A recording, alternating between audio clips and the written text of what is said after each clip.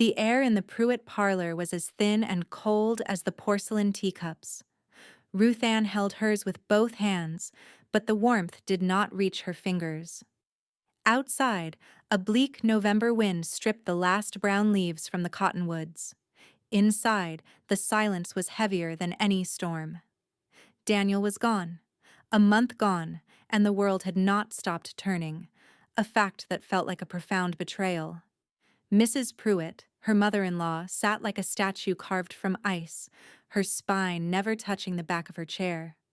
Her son, Marcus, stood by the mantel, tapping a single polished boot on the hearthstone. He was the new master of this house, of the sprawling cattle ranch Daniel had built, and the knowledge sat on him with an unearned comfort. Mr. Blackwood, the town lawyer, cleared his throat. The sound was a dry rustle of paper and dust. "As we were saying," he began, his eyes avoiding Ruth Ann's, "Daniel's final will and testament is quite straightforward." Marcus's boot stopped tapping. A small, tight smile touched his lips. "Daniel, being of sound mind and body," Mr. Blackwood read, his voice droning on, "does hereby bequeath the entirety of the Pruitt Ranch, its holdings, its livestock, and all accounts, personal and professional, to his brother, Marcus Pruitt." The words landed in the room with no more force than a handful of dust. It was expected. Ruth Ann had known, in the way a field knows the coming of a frost, that there would be nothing for her. She had arrived with nothing, and she would leave the same way. She had been Daniel's wife for 2 short years, a schoolteacher he had met and married against his family's every wish. A woman with no family name, no land, no dowry. She had only had Daniel, and now he was in the cold ground. Mrs. Pruitt's gaze finally fell upon her, sharp and satisfied. "It is as it should be," she said, her voice low and final. "Blood to blood." Ruth Ann set her teacup down. The clink was the only sound she had made. She felt 100 pairs of eyes on her, though there were only 3 other people in the room. She was an outsider, a temporary fixture now being removed. Mr. Blackwood coughed again, shuffling the papers. "There is one further item, a personal effect." He looked deeply uncomfortable. "To my wife, Ruth Ann, I leave my favorite saddle. May it carry you to a place of peace." A choked sound came from Marcus. It was a laugh, quickly stifled but not quickly enough. He turned his face to the fire, but she saw his shoulders shaking. A saddle. Daniel, the kindest man she had ever known, who had promised her a lifetime of mornings, had left her a saddle. The cruelty of it, whether his or his family's, was a physical blow. She felt the blood rush to her face, a hot tide of shame. "His favorite saddle," Mrs. Pruitt repeated, the words dripping with a venomous pity. "Well, I suppose it is more than you arrived with. You may have one of the hands fetch it from the barn for you." The dismissal was absolute. "You are no longer welcome here. Your time is done." Ruth Ann stood. Her legs felt unsteady, but she locked her knees. She would not give them the satisfaction of seeing her crumble. "Thank you, Mr. Blackwood," she said, her voice a stranger's in her own ears. "I will fetch it myself." She walked from the room without looking back, her footsteps echoing in the grand entryway that had never felt like home. She passed the portraits of Pruitt ancestors, their stern, painted eyes following her. In the mudroom, she pulled on the thin coat that was hers and the worn boots she had owned before she was ever a Pruitt. The walk to the barn was a gauntlet of wind and memory. She saw Daniel everywhere, leaning on the corral fence, his hat tipped back, walking toward her from the stables, his smile reaching her long before he did. The grief, which had been a dull, constant ache, sharpened into a blade. The barn smelled of hay, horse, and leather. It was the only place on this ranch where she had ever felt truly at peace. Daniel had spent hours here, and she had often joined him, reading a book in a dusty slant of light while he worked. His saddle was on its usual stand just outside the tack room. It was a fine piece of work, its leather dark with use and care, the silver conchos dull with age. She ran her hand over the seat, the smooth, worn leather cool beneath her palm. It smelled like him, like his horses, like the soap he used, like the open air. A tear she had refused to shed in the parlor escaped and traced a cold path down her cheek. She swiped it away angrily. She would not cry. Not here. Not for them. She hoisted the saddle, its weight a surprise. It was heavier than it looked. A solid, grounding presence against her hip. This was it. The sum of her marriage. The entirety of her inheritance. A saddle to carry her to a place of peace. The bitter irony tasted like ash in her mouth. She walked out of the barn, away from the ranch, and did not look back. The weight on her hip the only thing in the world that was truly hers. The room she rented was small and damp, smelling of coal smoke and boiled cabbage. It was the cheapest in town, a closet at the top of a boarding house run by a woman with a perpetually sour face. For 2 days, Ruth Ann did not leave it. She sat on the lumpy mattress, the saddle on the floor in front of her, the only handsome thing in the shabby space. It was a monument to her failure. The town had whispered when Daniel Pruitt married the new schoolteacher. They had whispered louder when his family had treated her like a hired girl at town gatherings. Now the whispers would turn to outright laughter. The fine Eastern lady who thought she'd landed the Pruitt fortune, left with nothing but a piece of used leather. On the third morning, hunger gnawed at her. The few dollars in her reticule would not last long. She had to sell it. The thought was a fresh stab of grief, but there was no choice. Pride was a luxury she could no longer afford. If she was to eat, the saddle had to go. She decided to clean it first. It was the last thing she could do for Daniel, a final act of care. She bought a small tin of saddle soap and a soft rag with a few of her precious pennies. Back in her room, she laid the saddle carefully on a piece of old newspaper. She worked the soap into a lather and began to clean the leather in slow, concentric circles, just as she had watched Daniel do 100 times. The rhythmic work was soothing. The smell of the leather, the soap, the faint, lingering scent of horse and man. She lost herself in the motion, her mind blessedly blank. She cleaned the fenders, the cantle, the swell of the pommel. Her fingers traced the intricate tooling, a pattern of acorns and oak leaves she knew by heart. Daniel had loved this saddle. He had said it was made by a master, a man who understood horses and the men who rode them. As her hand moved along the edge of the right skirt, her fingers brushed against something that was not soft, worn leather. It was a lump, a small, hard ridge, deep beneath the surface. She stopped, frowning. She ran her fingers over it again. It was distinct. Unnatural. A flaw in the making? No. The leather was smooth over it. It was inside. Her heart gave a strange, sharp kick. She pressed harder. It was a deliberate shape, perhaps 2 inches long, narrow and unyielding. It felt like a stick, or a tightly rolled piece of something. She moved to the other side, the left skirt. Nothing. Just smooth, supple leather. She returned to the right side, her breath catching in her throat. The stitching along the edge of the saddle skirt was tiny and perfect, a testament to the maker's skill. But as she examined it now, her eyes inches from the leather, she saw it. For a length of about 3 inches, the thread was a slightly different color. A darker brown, almost black, compared to the faded walnut of the original. And the stitches were not quite as perfect. They were a little larger, a little less even. Competent, but not the work of a master craftsman. The work of a man in a hurry. The work of a man hiding something. Her hands began to tremble. May it carry you to a place of peace. Daniel's words from the will. They had sounded like a mockery.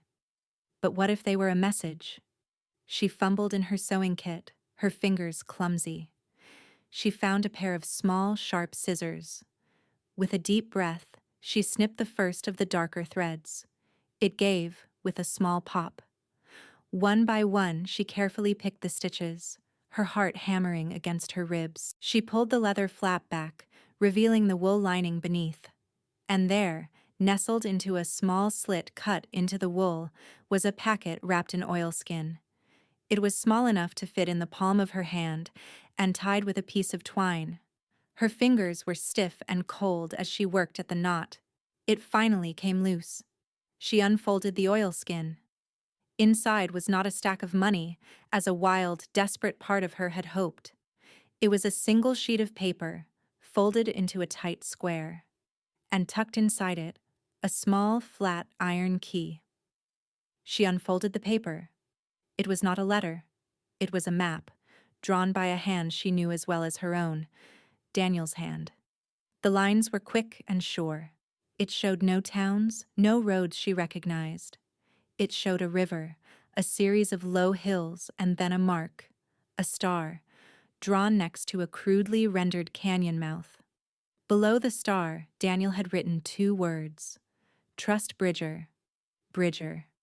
The name meant nothing to her. She had never heard Daniel speak it. It was a strange name, rough and wild. She turned the map over.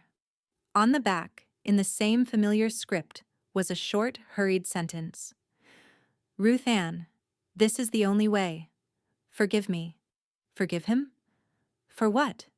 For leaving her with a cryptic map and a stranger's name? For leaving her destitute and alone? A wave of anger, hot and sharp, washed over her. But it was quickly followed by something else, a flicker of hope, as fragile and persistent as a candle flame in a drafty room. This was not a cruel joke. This was a message, a secret. Daniel had not abandoned her. He had trusted her. She looked from the map to the key in her palm. The key was old, its iron surface pitted with rust. It was a key to a lock she had never seen, to a door she did not know. The map led to an unknown place. The name belonged to an unknown man. It was a fool's errand, a mad chase into the wilderness based on the desperate hope of a grieving woman. But it was the only thing she had. It was the only thread of Daniel left in the world that was not a memory. She closed her hand around the key, its cold edges biting into her palm. She would follow it. She had nothing left to lose, and for the first time in a month, she felt she had something to find. Selling the last of her mother's jewelry, a small silver locket, brought her enough for a sway-backed mare with doubtful lungs and a second-hand pack. The stable owner watched her count out the coins with a pitying eye. He knew who she was. The whole town knew. She bought flour, salt pork, and coffee, packing them with a single blanket and the small skillet from her room. The map and key she sewed into the inside of her bodice, a secret weight against her skin. She rode out of town at dawn, a solitary figure heading west, away from the Pruitt Ranch, away from the life she had briefly known. She did not look back. The map was harder to follow than she had imagined. Daniel had drawn it from memory, not to scale, and the landmarks were stark and simple. The river was the easy part, a brown, sluggish ribbon she followed for 2 days. The hills were another matter.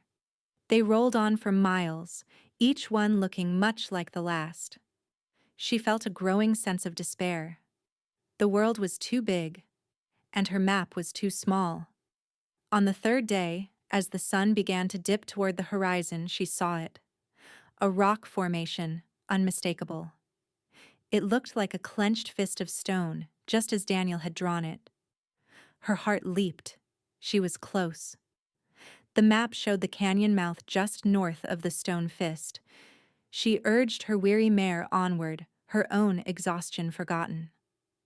She found the canyon as dusk was turning the sky to a deep, bruised purple. It was a narrow slit in the earth, choked with rock and scrub pine. There was no sign of a house, no path, no light. Nothing. The wind whispered through the canyon, a lonely, mournful sound. Had she come all this way for nothing? Was this some terrible, final joke? She was about to turn back when she saw it. Not a light, but the memory of one, a faint, dark smudge against the rock face, high up on the canyon wall. A smoke stain from a stovepipe. And below it, half hidden by a cluster of junipers, was a path. It was no wider than a deer trail, but it was there, worn into the earth by the passage of feet. Leaving her horse tied to a tree, she started to climb. The path was steep and treacherous. Her lungs burned. The air grew colder. Finally, she rounded a shoulder of rock and saw it.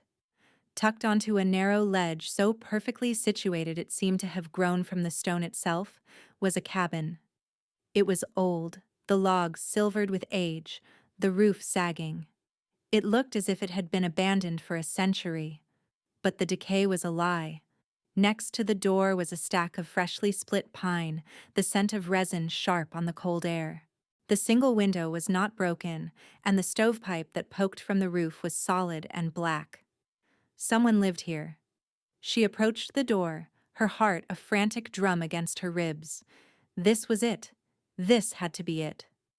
She raised a trembling hand and knocked. The sound was loud in the immense silence. For a long moment, nothing happened. She was about to knock again when she heard a sound from within. The scrape of a chair, a heavy footstep. A latch was drawn back. The door opened a few inches. A man stood in the shadows of the doorway, a rifle held loosely in one hand.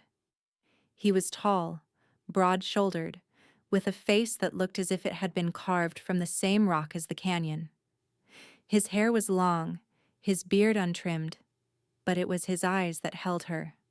They were a pale, clear gray, and they were filled with a profound and startling stillness. They were the eyes of a man who had spent too long alone. "What do you want?"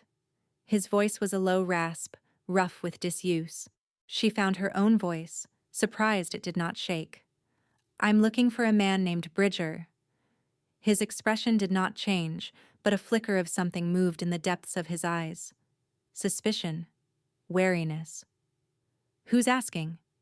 She pulled the folded map from her bodice. Her fingers were clumsy as she unfolded it. "My husband sent me. Daniel Pruitt." The name landed between them like a stone dropped into a deep well. The man's stillness broke. He straightened, his knuckles white on the stock of the rifle. He stared at the map in her hand, then at her face. "Daniel's dead," he said, the words flat. It was not a question. "A month ago," she confirmed, her throat tight.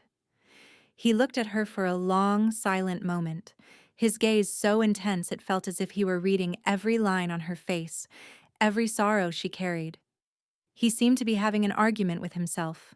Finally, with a sigh that seemed to come from the soles of his feet, he stepped back, opening the door wider. "You better come in," said the man who had to be Bridger. The inside of the cabin was one room, spare and clean. A narrow bed was built into one wall, a stone fireplace into another. A small cast-iron stove stood in the corner, its surface warm to the touch. There was a table, 2 chairs, and shelves holding tins and jars. It was a place of solitude, built for one.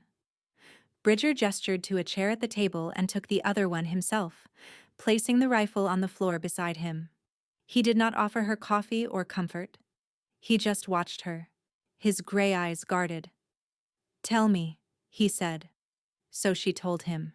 She told him about the will, the parlor, the cold triumph in Marcus's eyes. She told him about the saddle, the feel of the lump under the leather, the colored thread. She told him about the map and the key that was still sewn into her dress. She spoke quietly, factually, laying the story out between them like pieces of a puzzle. When she finished, the silence returned. Bridger stared at the map she had placed on the table, his expression unreadable. His face was a mask of grief, and something else, something harder. Guilt. "He wasn't supposed to die," Bridger said, his voice low. "Not yet. We had a plan." "What plan?" Ruth Ann asked. What is all this about? He shook his head, looking not at her but at the rough-hewn timbers of the wall. A promise. One I made him a long time ago. He finally met her eyes. He trusted you. Enough to send you here. I reckon that means I have to. He pushed his chair back and stood. It's late. You can sleep here, I'll take the barn. Barn? She had not seen one. Out back. In the rock. He picked up his rifle and a heavy coat. He paused at the door. In the morning, I'll show you what you came for. He left without another word, closing the door softly behind him. Ruth Ann was alone again, but this time the solitude felt different. It was not the emptiness of loss, but the quiet of anticipation. She was exhausted, but she did not sleep for a long time. She sat by the warm stove, listening to the wind, her hand resting on her dress where the key was hidden, and wondered what promise Daniel had made and what the morning would bring. Bridger returned at dawn, his face grim. He carried 2 mugs of steaming coffee, setting one on the table in front of her. The simple gesture of hospitality felt like a monumental shift. She murmured her thanks, wrapping her cold hands around the warm ceramic. Drink up, he said. It's a fair walk. They walked in silence. He led her not up or down the canyon, but behind his cabin, to a place where the rock wall seemed solid and impassable. But then he pushed aside a thick, gnarled juniper, revealing a dark opening, a fissure in the stone barely wide enough for a man to pass through. Watch your step, he warned, and disappeared inside. Taking a deep breath, Ruth Ann followed him into the darkness. The air was immediately warmer, thick with the living smell of hay and animals. The passage twisted and opened up into a vast cavern, a hidden pocket in the heart of the mountain. Shafts of morning light lanced down from natural openings high above, illuminating a scene that made her stop in her tracks. It was a stable, carved from the rock itself. There were 6 stalls, a hayloft, a water trough fed by a steady trickle of water seeping from the stone. And in the stalls were horses. Not just any horses. They were magnificent. Deep-chested, elegant, with intelligent eyes and coats that shone like polished chestnuts even in the dim light. There were about 10 of them, mares and a few yearlings, and they turned as one to look at the intruders, their ears pricked forward. My God, she whispered. Bridger walked to the nearest stall. A mare with a white blaze on her face nickered softly and pushed her nose into his hand. He stroked her muzzle, his rough fingers gentle. Daniel's horses, he said, his voice quiet. His mother's line. The Pruitts all thought the line had died out 30 years ago.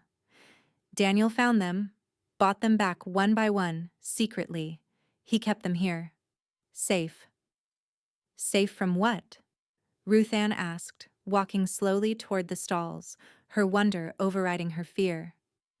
From Marcus, Bridger said, his voice hard. Daniel knew what his brother was. He knew Marcus would sell them for slaughterhouse prices without a second thought. They were just livestock to him. To Daniel, they were his mother's memory, her legacy. Ruth Ann reached a hand out to the mare Bridger was petting. The horse looked at her with wide, dark eyes. Then, after a moment's hesitation, she stretched her neck and allowed Ruth Ann to stroke her soft nose. On her flank, just visible in the dusty light, was a brand. Not the Pruitt Ranch's P brand. It was a simple, elegant design, like a falling star. That was his mother's brand, Bridger said, seeing where she was looking. The falling star. Daniel registered it again, in my name, along with a deed of gift for this herd. Here it was. The history, the why. So, they're yours? They were his. Bridger corrected her gently. I'm just the keeper. The plan was, when his health failed, he was going to bring you here himself. He was going to leave the Pruitt Ranch to Marcus, a cage for a greedy man, and the 2 of you were going to start over. Here, with these horses. But he ran out of time. The truth of it settled over her, a weight of both sorrow and a strange, fierce joy. Daniel hadn't abandoned her. He had been planning a future for them, a secret, hidden life away from the cold judgment of his family. The saddle wasn't an insult, it was a lifeline. He hid them from everyone, she murmured, looking around the cavern. How did you manage? I bring in feed at night, the long way around, through the high passes. No one comes out this far. They think this part of the range is worthless rock and scrub. He looked at her, a question in his eyes. He trusted you with this, Ruth Ann. The map. The key. The key? She asked. I still don't know what it's for. He led her to the back of the cavern, to a small wooden door set into the rock. It was bound with iron straps and secured with a heavy, rusted lock. He kept his mother's things in here, her journals, papers. He said the truth was in there, the full truth of why this herd mattered so much. Ruth Ann's hand went to her dress. She pulled the small scissors from her pocket and carefully snipped the threads holding the key. She slid it from its cloth prison. It felt heavy in her hand, a solid piece of the past. She walked to the door and pushed the key into the lock. It grated, resisted, then with a final, firm turn, the lock clicked open. The days that followed fell into a quiet rhythm. Bridger did not ask her to leave, and she did not offer. It was an unspoken understanding. This was her place now, too. She was part of the secret. She moved her things from the cabin to a small dry alcove in the cavern, a little nook she made her own. She refused to be a burden, insisting on earning her keep. Her quiet competence began to chip away at Bridger's solitary walls. She had a way with the horses, a calm and gentle hand that they responded to. She learned their names, which Bridger spoke as if they were old friends. Bess, Juniper, Clay. She helped him with the feeding, the mucking out, the endless work of keeping a hidden herd. He was a man of few words, but she learned to read his silences. She saw the way he watched her when he thought she wasn't looking, a guarded curiosity in his gray eyes. She saw the tension in his shoulders when he spoke of Daniel, the deep well of grief he kept locked inside. He had lost his only friend and had been forced to carry his last promise alone. One evening, one of the yearlings, a colt named Rye, came down with a fever. He was shivering, his coat dull, and he refused to eat. Bridger stood over him, his face a mask of worry. I don't know, he said, his voice tight with frustration. I've given him water, but he won't take it. I don't know what else to do. Ruth Ann knelt by the colt's head. She spoke to him in a low, soothing voice, stroking his neck. She remembered things from her childhood, remedies her grandmother had used for sick animals. We need to get willow bark tea into him, she said, and a mash with bran and warm water, to tempt him to eat. Bridger looked at her, skeptical. Willow bark? For the fever, she said simply. There are willows down by the river. I saw them on my way here. Without waiting for his permission, she left. She was back within the hour, her skirt filled with willow branches. She brewed a strong, bitter tea on the stove in the cabin and mixed a warm mash. Bridger watched her, his arms crossed, saying nothing. She spent the night with the colt, coaxing small sips of the tea into him, offering the mash until he finally, weakly, took a few mouthfuls. She bathed his head with cool water, her voice a constant low murmur. Bridger came and went, a silent shadow in the cavern, watching her work. He brought her a blanket when the night grew cold and a fresh mug of coffee in the hours before dawn. He did not speak, but his presence was a comfort. By morning, the colt's fever had broken. He was standing, unsteady but alive, and nickered when he saw her. He drank deeply from the water trough. Bridger stood beside her, looking at the colt. You saved him, he said. It was not a thank you. It was a statement of fact, spoken with a sense of wonder. My grandmother was a healer, Ruth Ann said softly. Some of it stuck, I guess. He turned to her then, and for the first time, the guard in his eyes was gone. In its place was a raw, unguarded respect. Daniel knew what he was doing, he said, his voice quiet. Sending you here. He knew you were strong. That small moment of shared victory was a turning point. The silence between them became less about caution and more about comfort. They started talking more, sharing stories of their lives before the canyon. She told him about her teaching, about the children she missed. He told her about growing up with Daniel. The two of them, wild boys exploring these very hills, long before the Pruitt Ranch was a source of bitterness and greed. He was damaged. She saw that clearly. Damaged by a loneliness he had chosen as a shield. He had sealed himself away from the world after Daniel's death, choosing to live only for his promise.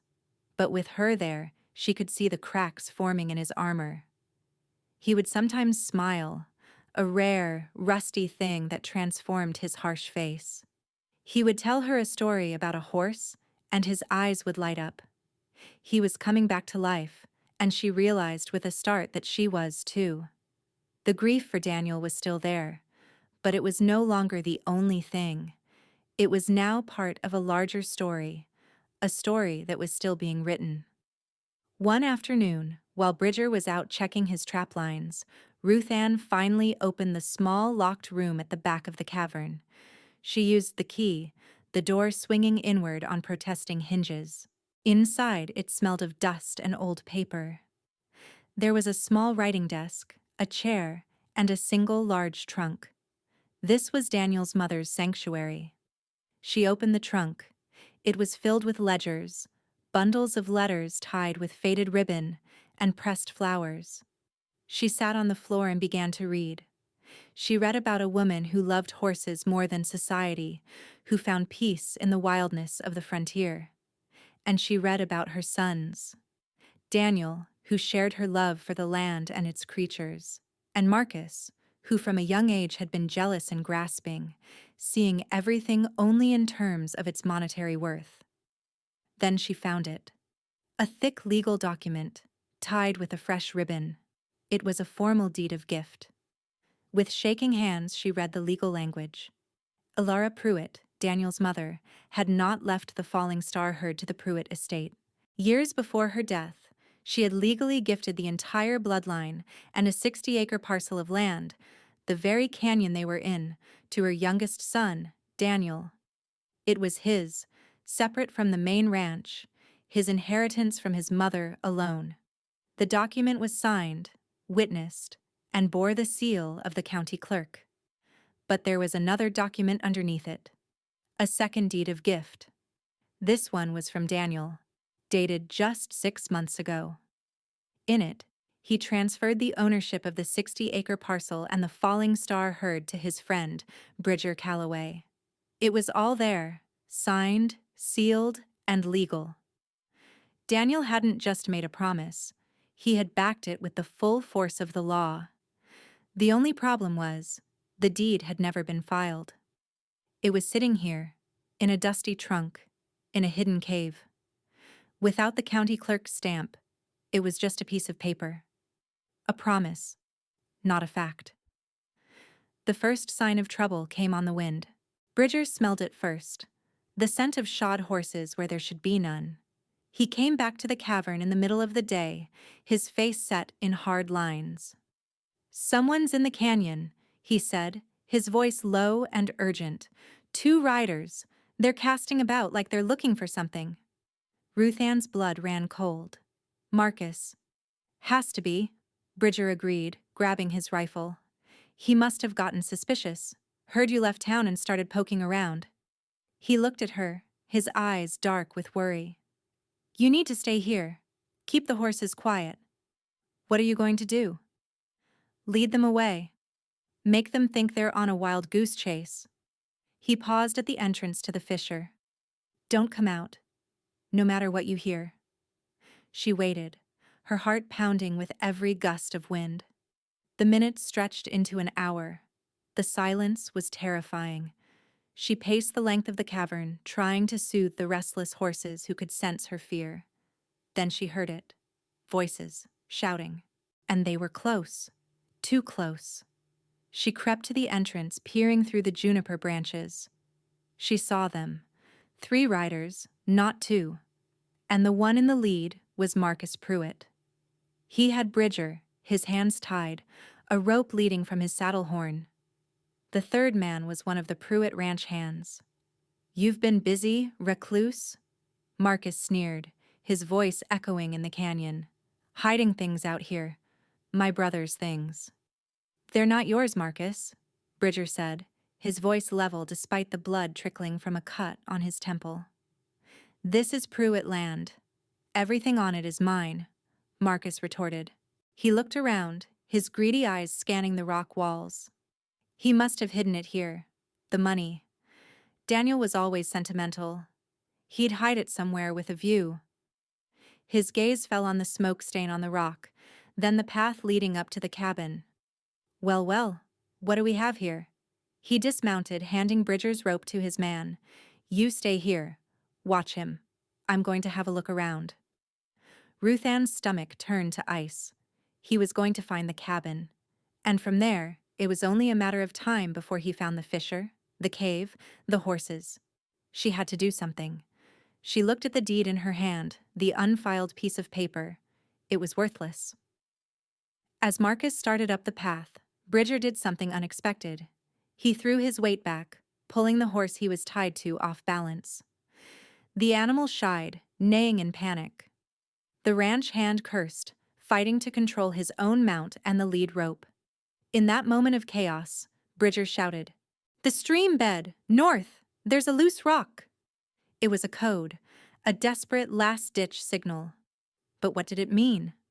Ruth Ann's mind raced. A loose rock. It meant nothing. Unless it was not for her. He shouted it again, louder this time, his voice raw. "North! The stream bed!" And then she understood. He wasn't talking to her. He was talking to the horses. It was a wild, insane chance, but it was the only one they had. She ran back into the cavern, her heart hammering. "Bess!" she cried, her voice shaking. She threw open the stall door of the lead mare. "Go, girl, go!" The mare, spooked by the shouting and the scent of strangers, needed no second urging. She bolted from the stall. The others followed, a thundering cascade of horseflesh. Ruth Ann ran ahead of them, back to the fisher, praying she was not making a terrible mistake.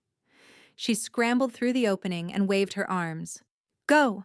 she screamed, her voice lost in the thunder of hooves. The herd poured from the mouth of the cave like a river breaking a dam. They were a storm of chestnut and bay, their eyes wide with panic.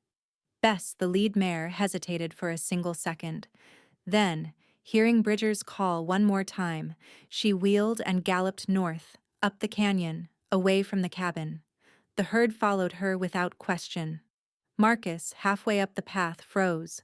He stared, his jaw slack, as millions of dollars in horseflesh thundered past him. The ranch hand was useless, his horse spinning in terror. Bridger used the chaos. With a powerful twist, he broke the ranch hand's hold on the rope and slid from his saddle. He ran, not toward the horses, but toward Ruth Ann, who stood frozen by the fisher. He grabbed her arm, pulling her back into the darkness of the passage just as Marcus drew his pistol, firing a wild, angry shot that ricocheted off the rock. "Are you crazy?"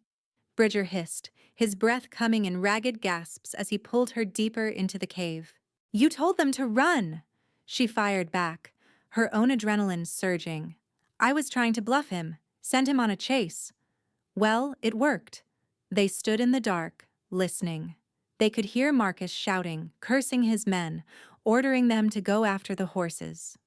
They heard the sound of galloping hooves fading into the distance. Then silence. The cavern felt vast and empty without the horses. The silence was a tomb. "They're gone," Ruth Ann whispered, the reality of what she had done crashing down on her. She had saved Bridger, but she had lost the herd. She had failed Daniel. They'll be scattered all over the high country, Bridger said, his voice flat with defeat. He leaned against the rock wall, the fight gone out of him. He'll hunt them down. It's over. He slid down the wall to sit on the cold stone floor, burying his face in his hands.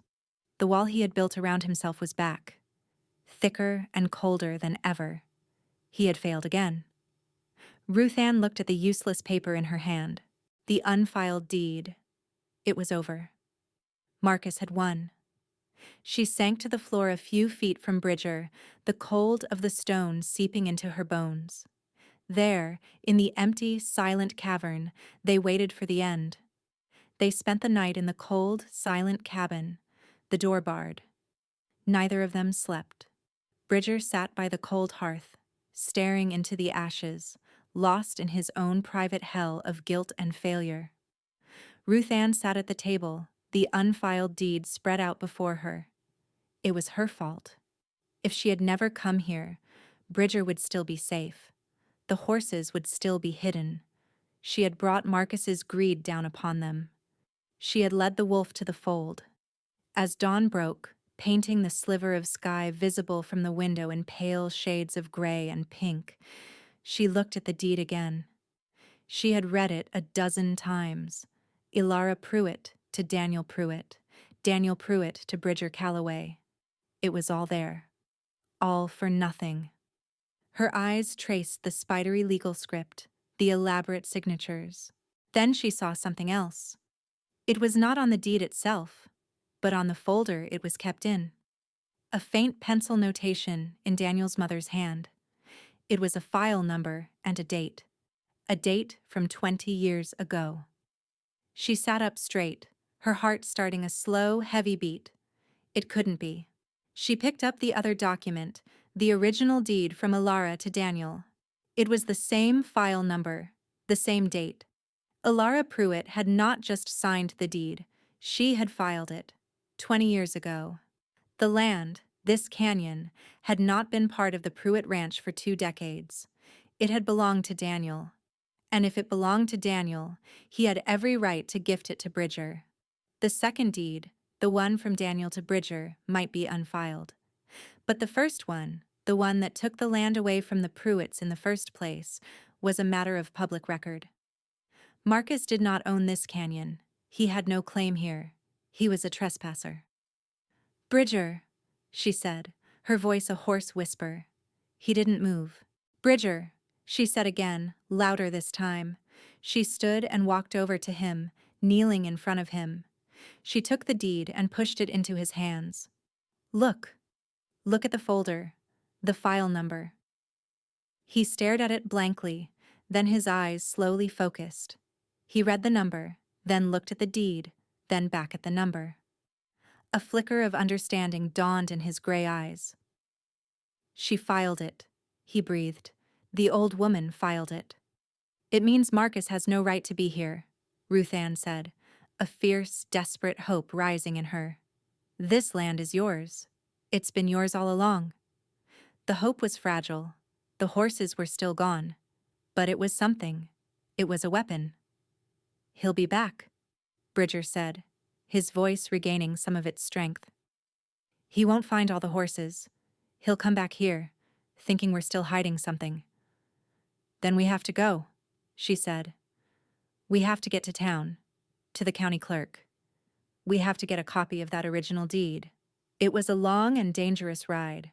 They took Bridger's horse, riding double, sticking to the ravines and hidden game trails, constantly looking over their shoulders.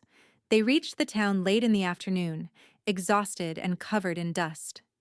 The county clerk's office was a small, stuffy room filled with the smell of old paper. The clerk, a man with a green eye shade and an impatient manner, looked them up and down with disapproval. "We need to see a deed filing," Ruth Ann said, her voice steady. "From 20 years ago, under the name Elara Pruitt." The clerk sighed. 20 years. "Ma'am, those records are in the basement. It could take days." "The file number is 48-B-12, Bridger said, his voice a low growl. "Find it." There was something in his tone that made the clerk stop complaining. He disappeared into the back, returning a few minutes later with a dusty ledger. He ran a grimy finger down a page. Here it is. Pruitt, Ilara, a deed of gift, 60 acres in Canyon Diablo.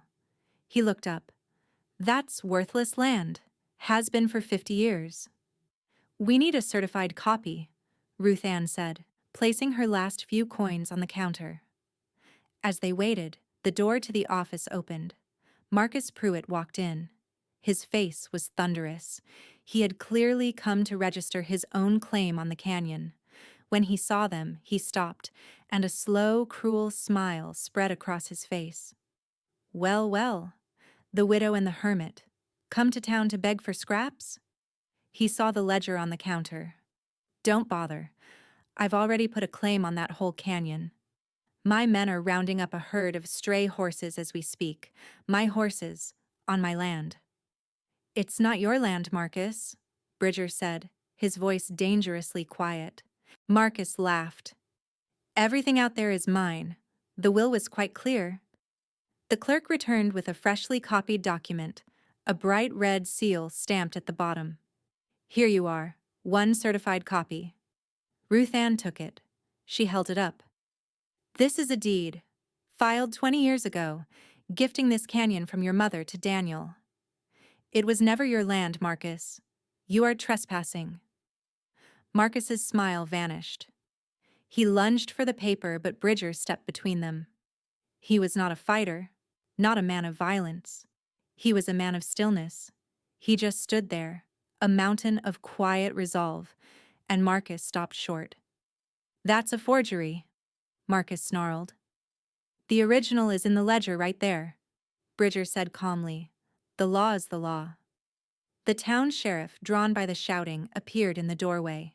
He looked from Marcus's furious face to Bridger's calm one, then to the paper in Ruth Ann's hand. What's all this, Marcus? The sheriff asked. Marcus was sputtering, his face red with fury and humiliation. The clerk, looking nervous, pushed the ledger forward. It's all legal, Sheriff. The land belongs to this man. It seems Mr. Pruitt made a mistake. The whole town was watching. A crowd had gathered outside the office, drawn by the confrontation.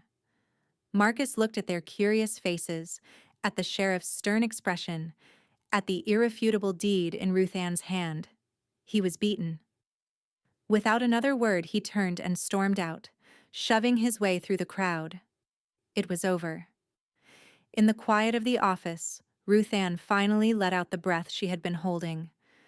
She looked at Bridger, and he looked at her. In his eyes, she saw not just gratitude, but something deeper, something that mirrored the feeling in her own heart. He had saved her from Marcus, and she, with her quiet persistence, her refusal to give up, had saved him from his own despair. She had saved the legacy he had sworn to protect. As they stepped out into the evening light, a sound made them both look up. A familiar nicker. At the end of the street, tied to a hitching post, was a mare with a white blaze on her face. Bess. And behind her, held by a young boy, were two more of the Falling Star horses. The lead mare had not run wild. She had run for home. A home she had known once, years ago, when Daniel had first bought her. She had led part of the herd right back to the edge of town. They had not been lost after all. A slow smile spread across Bridger's face. It was the first true smile she had ever seen from him, and it lit up his entire being. He walked to the mare and laid a hand on her neck. "Clever girl," he murmured. "You brought them home." He turned to Ruth Ann, his eyes shining. "You brought them home." The cabin was no longer a place of solitude. It was a home. The remaining horses were gathered from the high country and brought back to the hidden canyon, safe on land that was now, indisputably, Bridger's. Ruth Ann and Bridger worked together, rebuilding the herd, their days falling into a comfortable partnership that was more than just work. The silences between them were filled with unspoken understanding.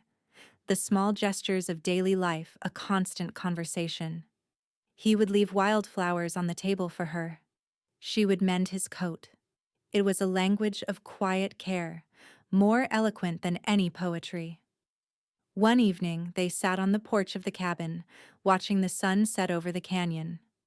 The air was crisp with the promise of winter, but the cabin behind them was warm, a light glowing in the window. Daniel's saddle sat in a place of honor by the hearth, a silent testament to the journey that had brought her here. Bridger took her hand, his calloused fingers lacing through hers. "Daniel didn't just leave you a saddle, Ruth Ann," he said, his voice low. "He left you a key. He trusted you to find your way here. He trusted me to be here when you arrived." "He trusted us both," she said softly. "He knew," Bridger said, looking out at the vast, peaceful landscape. "He knew you were the only one who could save this place. And me." She leaned her head on his shoulder, the rough wool of his shirt familiar and comforting. She was no longer the destitute widow, the object of pity and scorn.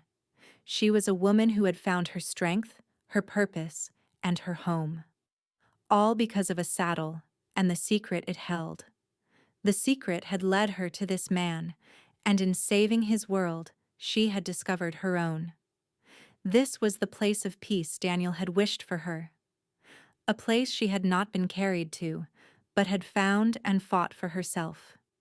As the first stars appeared in the darkening sky, she knew she was finally home.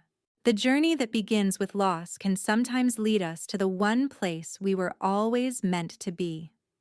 Have you ever found strength you didn't know you had in your darkest hour? We hope this story reminds you that even when all seems lost, there is always hope waiting to be discovered. If you enjoyed Ruth Ann and Bridger's story, please show your support by clicking the like button, subscribing to our channel, and hitting the notification bell so you never miss a new tale. We'd love to hear your thoughts in the comments below. Thank you for listening, and may you find the hidden map in your own life's saddle.